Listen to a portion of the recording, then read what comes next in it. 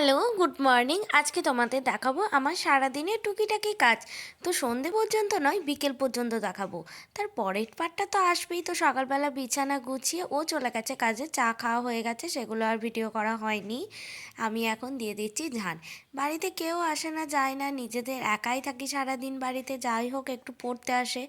তারপরেও যে এত ধুলো বালি ঘরে ঢোকে কি বলবো, দরজা লাগিয়েও তো থাকতে পারি না।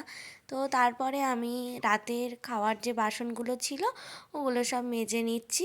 বেশি কিছু নয়, ওই দুটো থালা দুটো বাটি, এই যে একে একে সব মেজে নিই। তারপরে সব বাসি কাজ সেরে স্নান করব।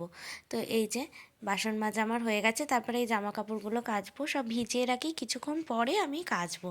এখন আমি ঘর মুছতে লেগে গেছি। ঘর মুছে তারপরে জামা কাপড়গুলো কাচবো, আর তারপরে হবে স্নান। তো চলো করে নিই। তো সব কিছু হয়ে গেছে আমার। এখন স্নান করে ঠাকুরকে জল দিচ্ছি। তো তুলসী গাছটা আমার বারান্দাতেই ছিল। তো আমরা অনেক দিন ছিলাম না, ওই জন্য বাইরে ওই উঠোনটাই রেখে গেছিলাম। কাকিমাকে বলেছিলাম একটু জল দিও, তো কাকিমা দিয়েছিল। তো ওই জন্য সেই থেকে আর আনা হয়নি। আর গাছটা বেশ বড়ও হয়ে গেছে। আর ওই ওপরে একটু টবে ওইখানে আবার কাকিমা একটা শিব ঠাকুর রেখেছে, তো সেটাকেও একটু জল দিলাম, ধূপ দেখালাম। তো তারপরে চলে এলাম আমার বাড়ির ঠাকুরকেও, মানে ঘরে আর কি, ঘরে ঠাকুরকে আমার খেতে দেওয়া, ফুল জল দেওয়া সব হয়ে গেছে। তো ঠাকুরকে একটু সুন্দর করে গুছিয়ে সাজিয়ে রাখতে কার না ভালো লাগে বলো। কিন্তু এই ভাড়া বাড়িতে আর কতটুকুই বা পারবো। যতটুকু পেরেছি সবটুকুই সাজিয়ে গুছিয়ে রেখেছি। বড় করে ঠাকুর ঘরে রাখা খুব ইচ্ছা। তো কালকের আলু ভাজা ছিল, ওটা দিয়েই মুড়ি খাবো। তো জানলাটা খুলে দিলাম, সকালে আর খুলিনি কো। তারপরে পড়তে এখনও আসেনি, 10টা বাজছে। আমি ভাবলাম একটু তরকারিটা করেই নিই, নাহলে সেই 12:30 বেজে যাবে, অনেক রান্না করতে হবে টুকটাক করে। তো ওই জন্য এখন করে নিচ্ছি, পটল আলুর তরকারি করব। আর জামা কাপড়গুলো এবার যাব মেলতে। জামা কাপড় মিলে এলাম, আর ও চলে এলো পড়তে। অন্যদিন ও আমার সাথে ছাদে যায়।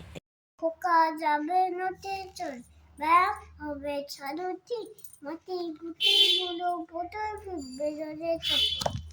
পড়িয়ে উঠে আবার একটু রান্না করে একটু খেয়ে ঘুমিয়ে এখন এসছি ছাদে। তো বিকেলবেলা একটু ছাদে না এলে মনটা খুব খারাপ করে। নিয়ে চলে এসছি একটা চকলেট। তো চকলেট খেতে খেতে ছাদের মনোরম দৃশ্য দেখছি। তো একটু ঘুরবো, তারপরে আবার যাব নিচে। বিকেলটা এইভাবে ঘোরাঘুরি করে হেঁটে হেঁটেই কাটে, বাইরে আর বেরোই না, ছাদেই হাঁটাহাঁটিটা করি আর কি। তো আমি চলে এসেছি এখন নিচেই।